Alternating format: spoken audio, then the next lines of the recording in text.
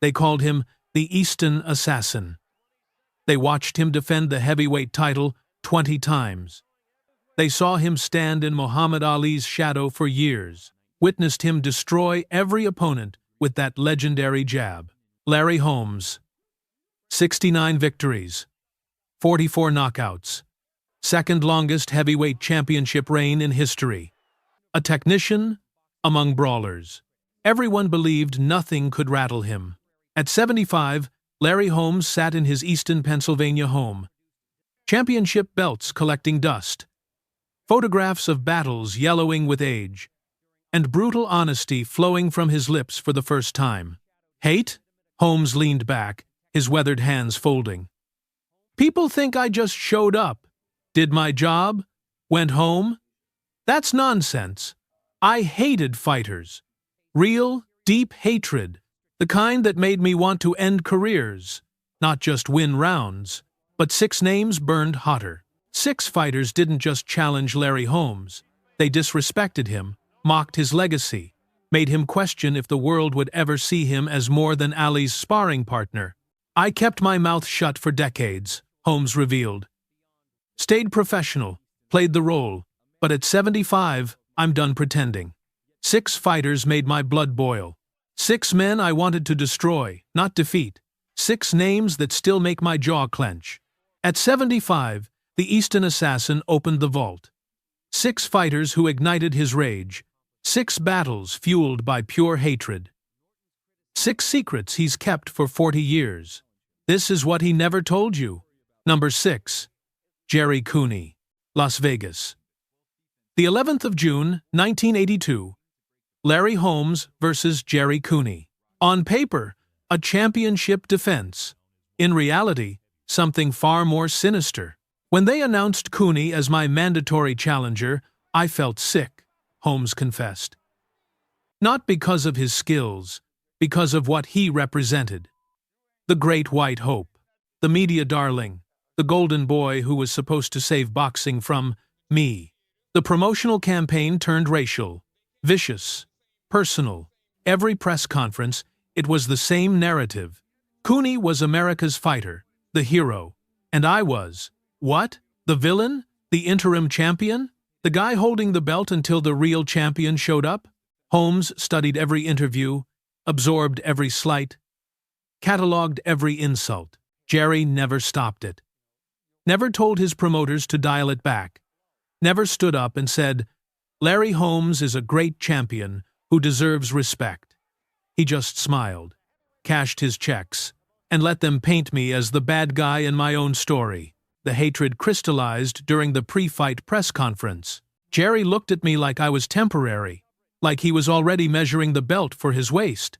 That look stayed with me, fueled me, made me want to hurt him in ways I'd never wanted to hurt anyone before.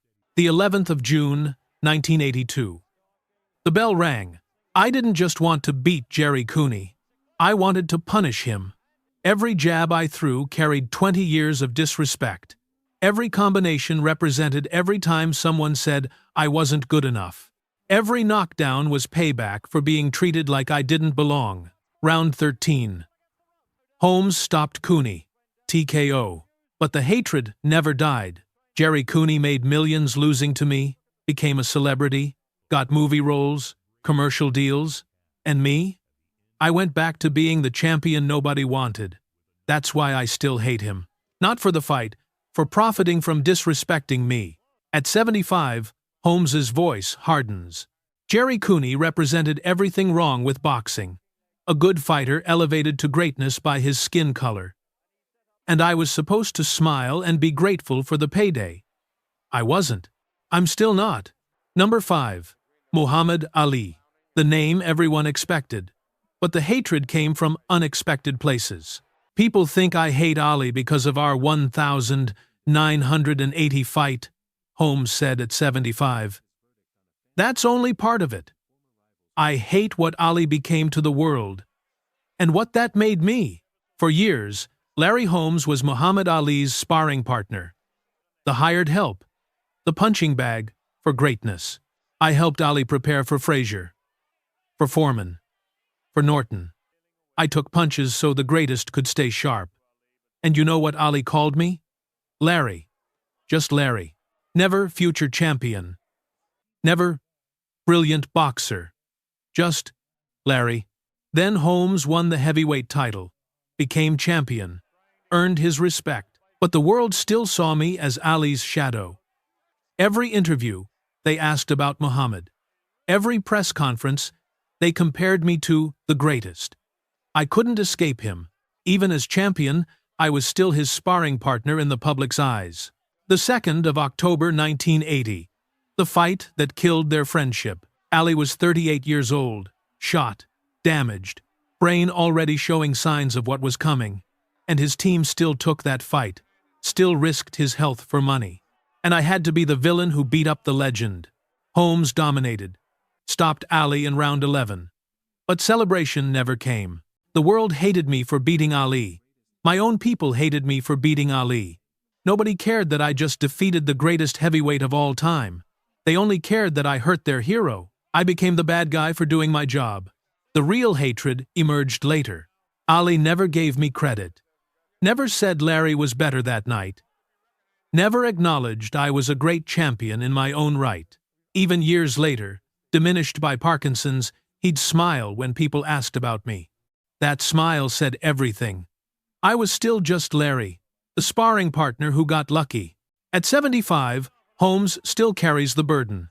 I loved Muhammad Ali, but I hate what he represented for my legacy. I hate that I'll forever be the guy who beat up Ali.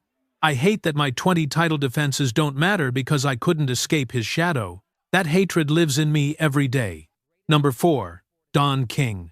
Not a fighter, but he belongs on this list. Don King destroyed more of my career than any opponent ever could, Holmes said at 75, his voice dripping with venom. Larry Holmes and Don King. Champion and promoter. A relationship built on money and shattered by greed. Don promoted my biggest fights, made me wealthy, but he also stole from me millions, not speculation, millions, and he smiled while doing it. The financial manipulation started early. Don controlled everything, the purses, the negotiations, the contracts, and every time I questioned the numbers, he'd say, "Larry, trust me, I'm making you rich." But the math never added up. Holmes discovered the truth years later. I found out Don was taking percentages he never disclosed, hiding money in offshore accounts, making side deals where I fought for less while he pocketed more. He treated me like property, not a partner. The breaking point came during negotiations with Mike Tyson. 1,988. I wanted one more fight, one more big payday. Don promised me Tyson, promised me $3 million. Then Tyson knocked me out in round 4, and I found out Don paid me $1.8 million. He kept the rest. My money. At 75, Holmes still pursues legal action. I sued Don King multiple times. Won some, lost some, but I never got back what he stole. Not just money, my trust, my peace of mind, my belief that people would treat me fairly. The hatred runs deeper than finances. Don King used me, made hundreds of millions off my fights, then discarded me when younger fighters came along. He never cared about Larry Holmes the man, only Larry Holmes the commodity. That's why I hate him more than any fighter who ever punched me. Number 3, Mike Tyson. The 22nd of January 1988. Larry Holmes versus Mike Tyson. The fight that should never have happened. The beating that still haunts Holmes. I hate Mike Tyson for what he did to me, Holmes confessed at 75, but I hate myself more for being stupid enough to come back. Holmes had been retired, 38 years old, 2 years away from boxing. Then Don King called with Tyson's name and a big number. I thought I could do it. Thought I still had enough left to compete with the young monster. Thought my experience and jab could neutralize his power. I was wrong about everything. Round 4. Tyson unleashed hell. Mike hit me with combinations I never saw coming. My legs disappeared. My defense crumbled. And then, the right hand. The punch that ended everything. Holmes crashed to the canvas, knocked out cold. When I woke up, I didn't know where I was. Didn't remember the fight. Didn't recognize faces. Mike Tyson didn't just beat me. He erased me. And the whole world watched. The humiliation cut deeper than the knockout. Mike was 21 years old, in his absolute prime, and he destroyed me like I was nothing. Every punch carried disrespect. Every combination said, "You don't belong here, old man." And he was right. But the true hatred emerged in Tyson's post-fight comments. Mike said I was easy. Said I quit. Said I didn't belong in the ring with him. Never gave me credit for being a champion. Never acknowledged my legacy. Just dismissed me like I was another opponent on his highlight reel. At 75, Holmes still seethes. Mike Tyson humiliated me on the biggest stage, made me look foolish for coming back, and he never apologized, never showed respect, just moved on to his next victim while I dealt with the shame of being knocked out in front of millions. The relationship never healed. People think we're cool now. We're not. We're civil. But I hate what Mike represents in my story. The young lion destroying the old king. The end of my relevance. The final proof that I stayed too long. Number 2. Michael Spinx. 2 fights. 2 losses that broke Larry Holmes' spirit. I hate Michael Spinx more than any fighter who ever lived. Holmes said at 75, the bitterness still fresh. The 21st of September, 1985. First fight, Las Vegas. Holmes entered with 48 wins, 0 losses. Chasing Rocky Marciano's record. 1 victory from immortality. Michael Spinx was a light heavyweight. Moved up just to fight me. Everyone said he was too small, too light, too inexperienced at heavyweight. I believed them. 15 rounds later, Spinx won a controversial decision. Michael didn't beat me. The judges beat me. The politics beat me. The desire for a new champion beat me. But Michael got the credit, and my undefeated record died. The hatred wasn't just about losing. Michael represented everything I despised about boxing. He was given opportunities I had to earn, promoted as a savior when I was dismissed as boring, celebrated for beating an old Larry Holmes, while I got no credit for 20 title defenses. The 19th of April, 1986.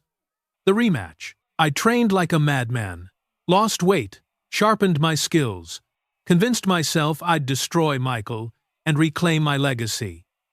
Then the judges robbed me again. Split decision. Spinx. Michael Spinx stole 2 fights from me. Not through superior boxing, through politics, through narrative, through the sport's desperate need for a new star. And I became the sacrifice. The personal attacks made it worse. After our fights, Michael talked about me like I was nobody. Said I was washed up. Said I was never that good. Said my legacy was overrated. He built his career on disrespecting mine. At 75, Holmes still disputes those decisions. I won both fights. Everyone with eyes knows it. But history says Michael Spinx beat Larry Holmes twice. That lie lives forever, and I hate him for being part of it. The bitterness consumed him. Losing to Michael Spinx broke something in me. Not my skills, my belief in fairness, my trust in the sport, my conviction that hard work and greatness would be rewarded. Michael took that from me, and I'll never forgive him. Number 1. Rocky Marciano. The man who never fought Larry Holmes. Yet the fighter Holmes hates most. Rocky Marciano destroyed my legacy before I even built it, Holmes said at 75. And he did it by dying. Larry Holmes sat at 48-0. 1 victory from equaling Marciano's perfect 49-0 record. Every interview, every press conference, every article. Rocky Marciano. That's all anyone talked about. Could Larry Holmes match The Rock? Would he break the record? Was he as great as Marciano? The comparisons enraged Holmes. Rocky Marciano fought in the 1,950 seconds. Smaller gloves, weaker competition, shorter careers. And he retired young, undefeated, and became untouchable. A myth, a legend nobody could question, because he never came back and lost. Holmes studied Marciano's record obsessively. Rocky fought good fighters, but not great fighters. Not multiple Hall of Famers. Not the murderer's row I faced. Yet the world treated his 49-0 like it was inscribed by God himself. The pressure mounted as Holmes approached the record. I wasn't fighting Michael Spinx. I was fighting Rocky Marciano's ghost. Every punch I threw, people compared it to The Rock. Every round I won, they questioned if I deserved to be mentioned with him. I couldn't escape the comparison. Then came the loss. When Spinx beat me, the relief in the media was obvious. Larry Holmes wouldn't break Marciano's record. The sacred 49-0 was safe. Rocky's legacy remained untouchable, and I became the guy who came close but failed. The hatred intensified over time. For 40 years, I've listened to people say Rocky Marciano was better than me. Based on what? A record? He faced nowhere near the competition I faced. Never defended his title 20 times. Never fought the caliber of opponents I fought. But he's the legend, and I'm the footnote. At 75, Holmes unleashed his full rage. I hate Rocky Marciano for dying young and becoming a myth.